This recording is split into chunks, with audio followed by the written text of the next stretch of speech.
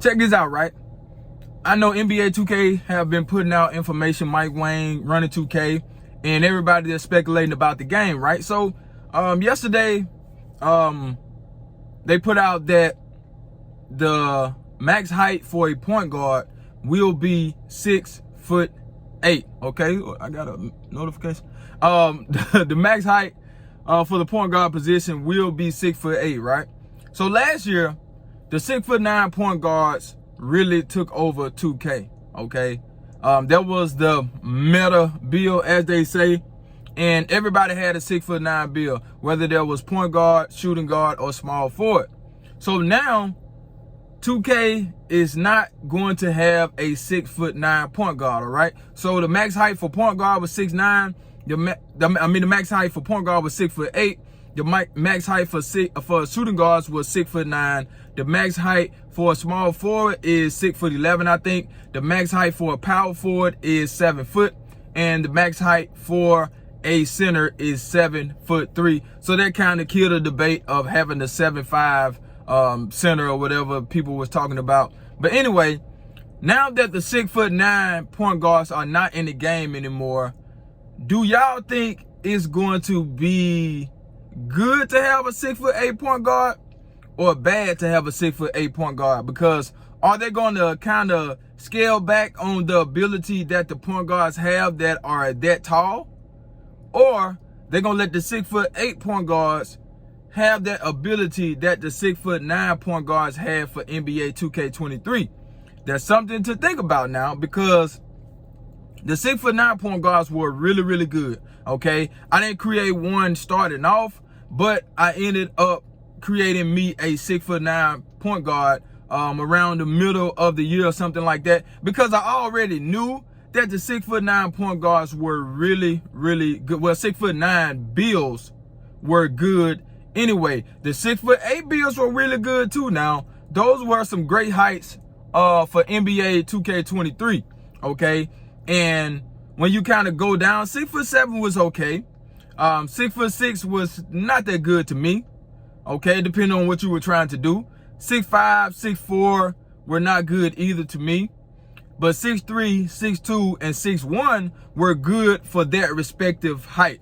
Okay, I'm not saying they were the optimal builds. They were optimal for that height and what they could do.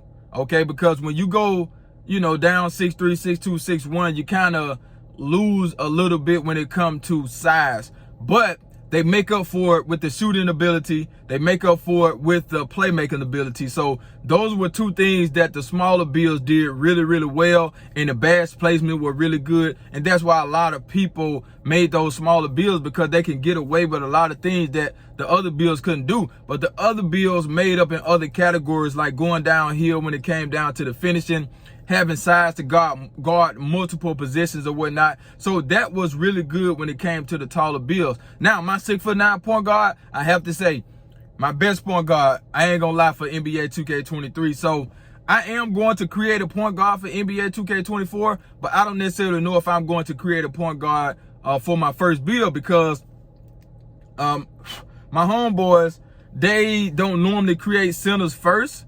So I have to be the one that create the center position, because none of them really like playing center. They can play center, it's okay to them, but they don't necessarily want to make a center for their first build. I got another notification, whatever that is. But they don't necessarily want to make a a center for their first build. So I may have to create a center for my first build. And a lot of people have been asking me, what build will I create first? I really can't say, but it's going to be either a small forward or a center for my first build. But back to what I was talking about with the 6'9" point guards, okay? They're done. So now I think we will see more of the 6'8" point guards, which that's the max height. And we're going to have to see what the ability is for the 6'8" point guards. Now, don't go out there and thinking, okay, let me rephrase that. Don't go into 2K24 thinking it's NBA 2K23. That will be a huge mistake for a lot of people going into a new game thinking it's the old game. Leave 2K23 where it's at, okay? Don't think, oh, well, I did this in 23, it's gonna work in 24. That's not always the case. So I don't want you guys going out there making that mistake, because a lot of people will make a mistake on their first build. That's just how it is, okay? Because you don't know what you are going to get. So for all the people out there that create their build so fast, trying to run out there and play, trying to get gameplay for YouTube, man, don't set yourself up for failure, okay? Because you will end up spending a lot of money on VC if you do that, okay? I'm a content creator, and I'm not saying that the first builds that I put on the channel are going to be the best builds. The title may say best build just for people to click on it, but that's just how it go on YouTube. But I'm saying here right now that the builds that any content creator put out day 1 of 2K, day 2 or whatever, that's probably not going to be the best builds. Let's just be honest, because we really don't know what we can get away with in the game. Now, you have to play the game for a couple of weeks, in my opinion, to go through the game, see what works, see what don't work, see what patches come out or whatnot, and then we can go from there. But as the year go on, the builds will get better. But what I can say that I would suggest for you guys to do is make your build cater towards your play style, okay?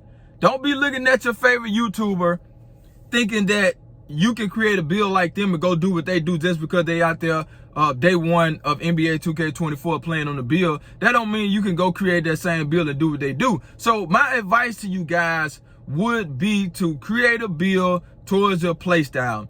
See what badges it take to get, see what attributes or however they got it. See what you need to get certain badges, and don't short yourself because somebody said something. Yes, Mike Wayne did say a 75 3-point shot would be okay for some people, okay, but that don't mean it's okay for you, all right? Because if you couldn't shoot with a 75 on 23, but that go back to what I was saying, don't take 23 into 24. But if you know this already. If you're not a great shooter, don't think you can do things that other people can do that don't need as much as you need, because some people need a higher 3-point shot at the end of the day, and that's just what it is, all right? But I want you guys to take your time in the builder, all right? And I know I was talking about 6'9" point guard or 6'8", whatever, but I'm just rambling now, and I'm talking about 2K in general, you know what I'm saying? Don't rush to create a build and go out there and play and trying to showcase something, man. Take your freaking time and study the builder, study the animations the first week or two, man. It's not going to hurt you to wait and create a build. It's not, okay? But whatever you do, make sure you make the build according to your play style, all right? That's the most important thing in my opinion. And a lot of people, you know, it may go over their head and they don't listen to this and they just skip through the video. But I'm giving you guys some free game, man, because me personally, I don't want you to waste your money. I don't want you to be one of those people that spend $1,000, $2,000 on VC like some people have done already for NBA 2K23. So take your time, man. Make sure you got what you need according to your play style, the people you play with, the way the game move, the way the badges help your players. You know, you have to take that into account when you are creating these builds, man, because no, it's not a race, man. You know what I'm saying? Like, if the game coming out September, the next game gonna come out next September. So that's a whole year before you get another game. So don't be in a rush to do anything that is going to hurt you in the long run, okay? Like I said, the first build may be your worst build. You know, you're gonna get better throughout the year. But when I do create my point guard, since we can't have 6'9", I may go 6'8", because me personally, I like tall builds anyway. I had some small point guards, 6'2", 6'3", but I didn't like them because of the size.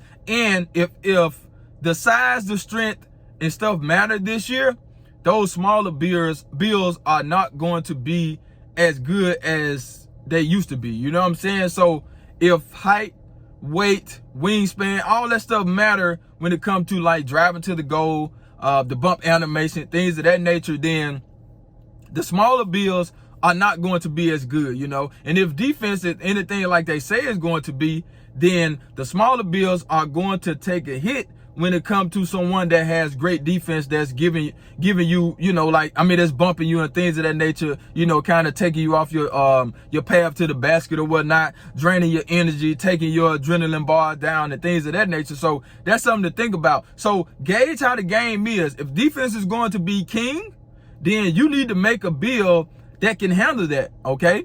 Don't make those small bills with no strength, because it might come back to bite you in the butt, you know what I'm saying? But me personally, I'm going to create me a point guard, and it's probably going to be 6'7", 6'8", somewhere around there. But I need you guys to let me know what you think about the 6'9" bills being taken away, and what you think will be the best height for a point guard, okay? But the video is already long as hell. I just want to stop by. I can go all day about 2K. But love though, they love you, and I'm out of here like last year, y'all. Charge!